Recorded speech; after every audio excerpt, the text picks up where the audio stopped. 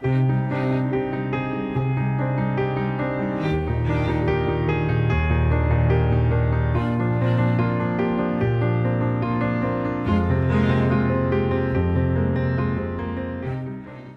se pueda imaginar en corte alguna. Muchas gracias, señor presidente de la dirección de la Real Asociación de Porto, por organizar este acto. Muchas gracias, doctor Escudero, por la magnífica disertación. Muchas gracias a la dirección de esta bellísima casa y todo lo que representa. Muchas gracias a Ediciones Almedina por la publicación del libro. Y lo primero que debo decir es pedir disculpas por no hablar portugués. Pero espero que me puedan entender estas breves palabras de explicación y de agradecimiento del porqué de este libro. ¿Por qué este libro? Desde que estudiaba sentía un enorme interés por la Casa de Austria. Desde mis estudios de bachillerato y luego de mis estudios en la universidad tenía un gran interés por la Casa de Austria, por algunos personajes de esta casa que son para mí fundamentales en la historia de Europa. El emperador Carlos, su esposa, la bellísima Isabel, doña Isabel de Portugal, que todavía hoy en España es una mujer popular, es una mujer amada, no solo por su labor política, que seguro que es una cosa que está más centrada en los estudios históricos, sino en sus retratos, su recuerdo de bondad, y porque su muerte nos llevó a tener un santo, uno de los santos más importantes de la historia de España, San Francisco de Borja. Y personajes de la Casa de Austria como, si vamos al siglo XIX, a Francisco José o a su mujer, la pareja más guapa de toda la Casa de Austria, es la famosa Sisi, de la cual recomiendo por favor que no vean ninguna de las series que están ahora en televisión porque son un horror absoluto. Y del emperador Francisco José pasé a interesarme por su sucesor, el emperador Carlos. Tuve la suerte de asistir a su beatificación en el año 2004 en Roma, una de las últimas beatificaciones de San Juan Pablo II. Tuve la ocasión de saludar a parte de la familia, a los duques de Braganza que asistieron. Conozco en Cataluña a algunos de los nietos que residen allí del emperador Carlos.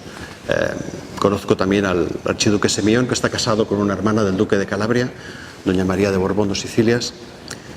Y eso pasó mi interés hacia la esposa de Carlos, Zita, y de Zita, obviamente, a su madre, la duquesa de Parma, de la cual acabo de leer una descripción que daba el jefe de su casa en una aparición en la corte austríaca. De Zita empecé a interesarme por su madre, como decía, las hermanas de su madre, y escribí un artículo largo sobre estas 6 mujeres tan interesantes que Víctor ha descrito de manera tan gráfica y tan literal. Escribí un artículo en lengua inglesa en una revista, y de ese artículo salió un libro breve que autoedité en Amazon y que Editorial Almedina se interesó por él para que lo ampliara y para que fuera publicado aquí en Portugal. Hace justo un año estaba en Lisboa, un día como hoy, haciendo la presentación con la presencia de Su Alteza Reales el Duque de Braganza y el Infante Don Miguel, Duque de Viseu, y de varios descendientes de la Infanta María de Laida. Me ha fascinado de estas mujeres muchas cosas. El Duque de Braganza en la presentación en Lisboa dijo que eran mujeres que supieron vivir con plenitud su vida, el momento que les tocó de vivir, el momento de una enorme brillantez, como ha explicado Víctor, de enorme brillantez política y social, asociada con las casas reales en las cuales se casaron, pero también supieron vivir con una enorme dignidad las vicisitudes, las desgracias que en los inicios del siglo XX y hasta la primera mitad del siglo XX, pues tuvo que vivir Europa, una auténtica apocalipsis en todos los sentidos, en las guerras, en las 2 guerras, en la entreguerra, etc. Supieron transmitir a sus descendientes, como se ha dicho, una visión supranacional, cosmopolita al estilo del Ancien Régime, en torno a dos temas básicos: el catolicismo y el legitimismo. Pero no un catolicismo como se ha descrito, beato, un catolicismo real, de ayuda a los demás, de entrega a los demás. Y eso lo han sabido transmitir a sus descendientes. Su descendencia es múltiple.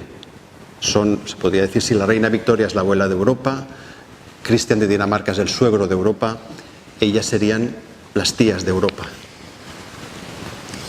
o abuelas también de Europa, o bisabuelas de Europa.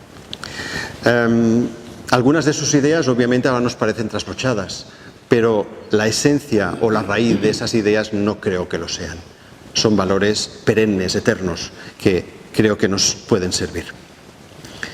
La emperatriz Zita dijo de su abuela, la mujer del rey Don Miguel, la reina Adelheid, ejerció una gran influencia sobre las hermanas y sobre los hijos de estas, y lo más importante que aprendieron de ella fue que, por encima de todo conocimiento, de la fragilidad de todo poder temporal, debemos confiar en la fuerza constante e indestructible del amor. Recordemos que la reina Adelaida finalizó sus días como monja en un convento en la Gran Bretaña.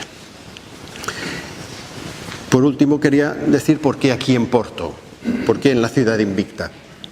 Por muchas causas. Primero, porque es una ciudad que no conocía y deseaba visitar.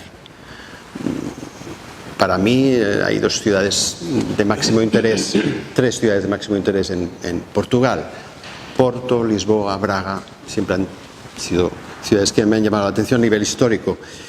Y luego dos lugares especiales en Portugal: Fátima, por obvias razones para un católico, y Estoril, lugar mítico para un monárquico español que tiene ahí una referencia moral, una referencia histórica indudable. Porto pues tiene la librería más bella del mundo, como esta mañana he podido ver, iglesias bellísimas con azulejos impresionantes. Comparte con mi país el río Duero, que riega las tierras de Castilla. Yo soy catalán, pero tengo muchos vínculos con Castilla y amo mucho esta región de España. Y por último, Porto es la ciudad de un hermano espiritual que tengo, no de sangre, que es el abogado Duarto Nuno Laranjeira y su familia, orgullosos portuenses que me han acogido como uno más de entre ellos y a quien agradezco mucho su hospitalidad. Algo muy propio de esta tierra que tiene la fama de hospitalaria. Y quería finalizar con un texto que está en el libro, que consta en el libro, un texto triste, pero que describe muy bien el ambiente en el cual vivieron estas señoras, que es el Imperio Austrohúngaro. Es una descripción del historiador húngaro-francés François Feijó, que tiene un libro estupendo sobre la caída del imperio, y dice así: el espacio que comenzó a llamarse Mitteleuropa, en vez de Europa del Este, lleva la marca de 4 siglos de dominación, a veces brutal, pero a menudo ilustrada, de los Habsburgo, que consiguieron crear una administración que, a pesar de sus taras, de su burocraticismo excesivo, funcionó desde Praga hasta Galicia, desde Viena hasta Bosnia-Herzegovina.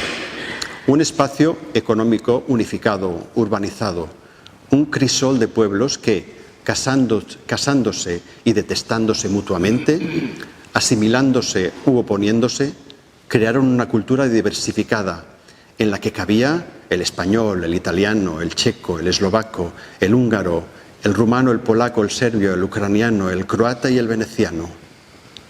Una especie humana, el Homo Habsburgicus, con sensibilidad y mentalidad diferentes a la de las grandes naciones del oeste y del este de Europa, diferente de los franceses, de los españoles, de los portugueses y de los ingleses. La capital de esa sinfonía polifónica y a menudo cacofónica se llamaba Viena. Y eso es todo. Muchas gracias.